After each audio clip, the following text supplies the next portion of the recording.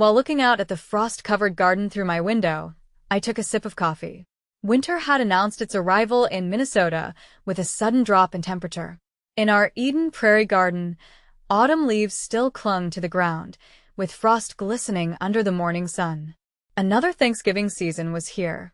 My role as a senior accountant at a significant firm was going smoothly, and my marriage to David was stable, without any complaints about living in town. Only my relationship with my mother remained delicately strained. "Amy, are you ready?" David's voice came from behind me. Turning around, I saw him, already dressed in his suit and holding a travel suitcase. He was steadily building his career as an IT executive, a gentle soul and ideal husband, always supportive and understanding of my work. "Yes, I'm fine. Don't worry," I assured with a smile. Unfortunately, David would miss Thanksgiving this year due to a business trip important for his company's new project. "Did you inform your mother?" "Yes, but she wasn't pleased. She said, 'I can't believe you're choosing work over Thanksgiving.'" I mimicked her words. As an influential member of the First Presbyterian Church, my mother, Martha, managed charitable activities and community social events, seeing Thanksgiving as more than just a family gathering. It was her opportunity to showcase her perfect family.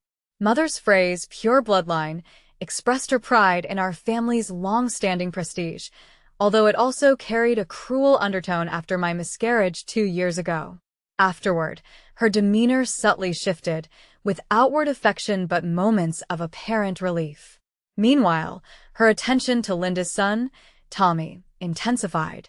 Linda, a devoted housewife and active church member, heavily relied on mother's opinions, even in raising Tommy.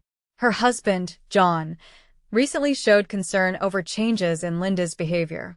Placing his hand on my shoulder, David asked, "Are you okay?" "Yes," I smiled, turning toward him. "Don't worry, I'll manage." David nodded silently, feeling guilty about his absence due to work. "I should get going," I stated, accompanying him to the door. A cold wind blew in as tomorrow's Thanksgiving approached, with many relatives expected at Mother's house. My sister, Linda, would attend with John and Tommy. Observing Linda's unusual closeness to Adam Foster, the assistant pastor who arrived 6 months ago, was troubling. While popular among female church members, his relationship with Linda was peculiar. Letting out a sigh, I anticipated tomorrow's Thanksgiving, the grand family dinner at Mother's large, elegant house. Yet, beneath the surface, something was crumbling, clear to me as day. My accountant's intuition suggested a significant truth was hidden, and its revelation was nearing. This truth might drastically alter our family's dynamics, but perhaps it was inevitable. Thanksgiving morning commenced with a biting chill as I drove to Mother's house, attempting to calm my anxious heart by turning up the heat. Dull gray clouds hung over the sky, with snowflakes swirling occasionally. Mother's house, a town landmark in a prestigious Eden Prairie neighborhood, boasted a large white structure passed down through generations. Many cars were already parked in the circular driveway as relatives gathered.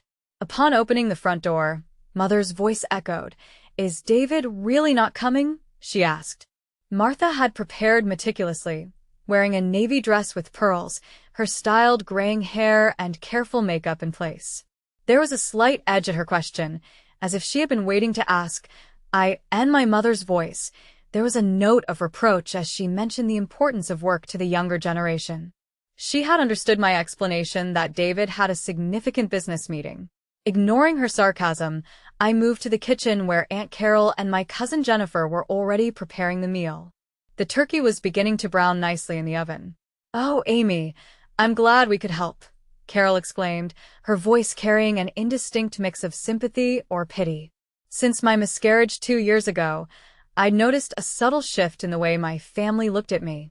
Soon, the doorbell rang, signaling Linda's family's arrival. Tommy rushed towards Grandma Martha with enthusiasm upon seeing her, and his grandmother welcomed him with open arms. Behind them, Linda stood with a satisfied look, while her husband, J.N., appeared somewhat uneasy and briefly caught my gaze. As dinner preparations went on, small talk filled the living room, with topics ranging from church activities to local gossip and children's school stories. To me, though, these conversations seemed strangely empty, especially with Linda carefully avoiding any mention of the new assistant pastor. "Dinner is ready," my mother's announcement resonated through the house, and everyone headed to the dining room. The table was elegantly set with Lenox china, and the golden brown turkey took center stage among flickering candles. "Let us pray," Martha commanded, as we all bowed our heads. Her voice carried its usual dignity as she recited the blessing. "We thank you for all the blessings bestowed upon us. Amen." Following the prayer, the meal began.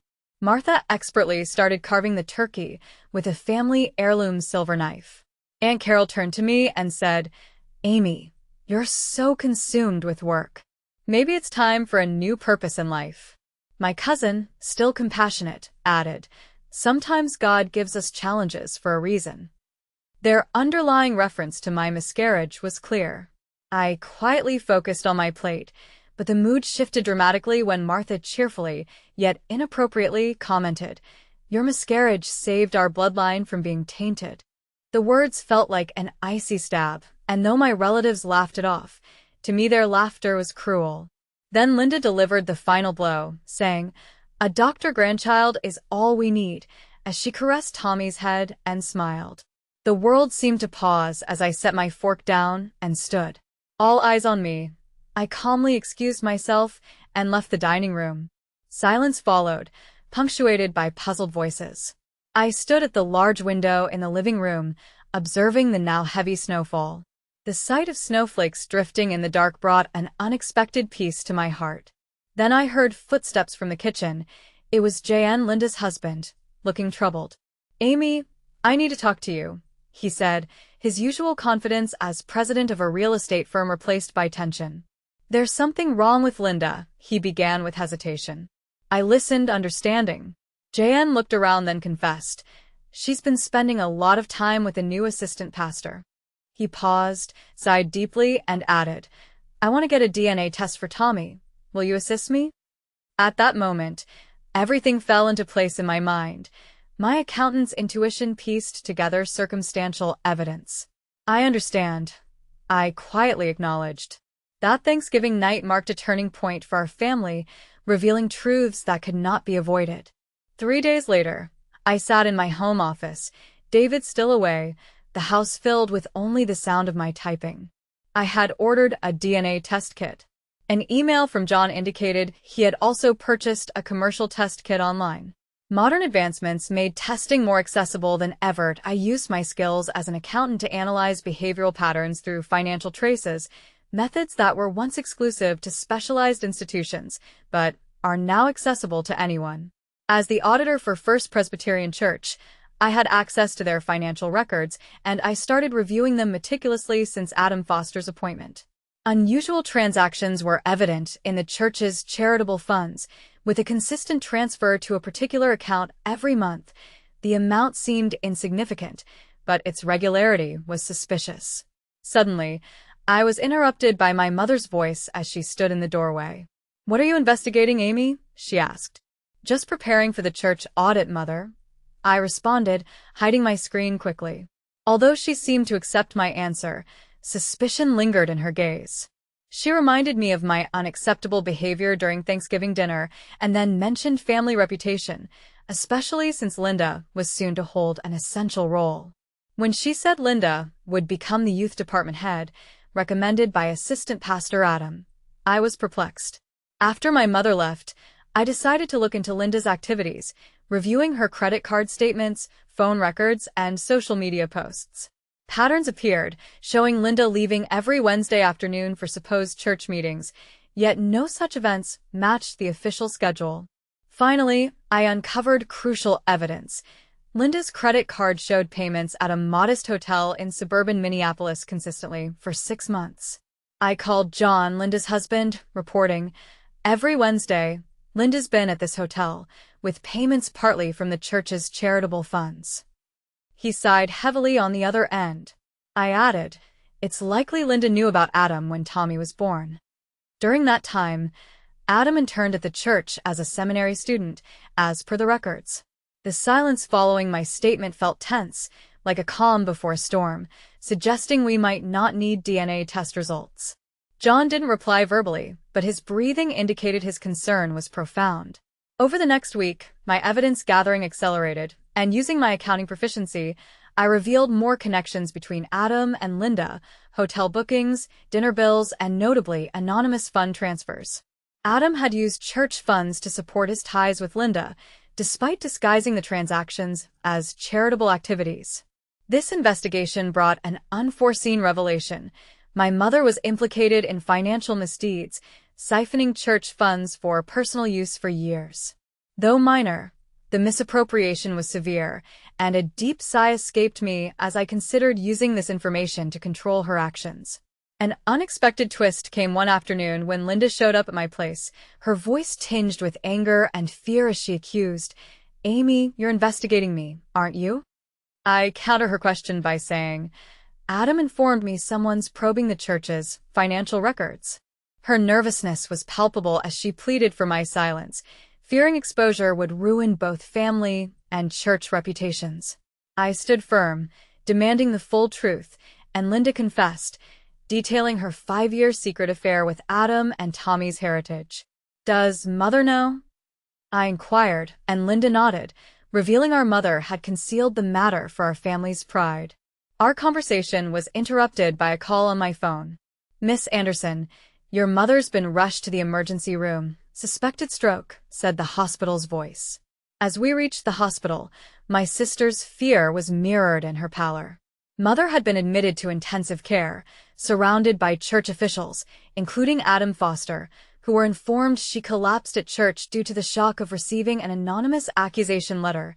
I in the dim waiting room at Fairview Southdale Hospital. Snowflakes silently began to cover the landscape outside, as if hoping to cloak the unfolding dramas in a blanket of white. Linda, her voice quivering, called for a family meeting as the doctor's somber explanation sank in. Adam had already left at the urging of church officials, leaving Linda, John, David, and me in heavy silence as John bluntly revealed the DNA test results. "Tommy isn't his child." Linda, face draining of color, finally confessed years of hidden truths about her past. 5 years ago, Adam, a seminary student then, entered our lives. Linda's secret encounters with him, the shock of pregnancy, and our mother's hurried manipulation of Linda's marriage to John were divulged slowly, piece by piece.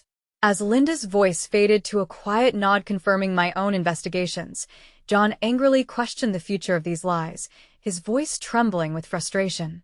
Interrupting our confrontation, nurses were returning Mother's bed.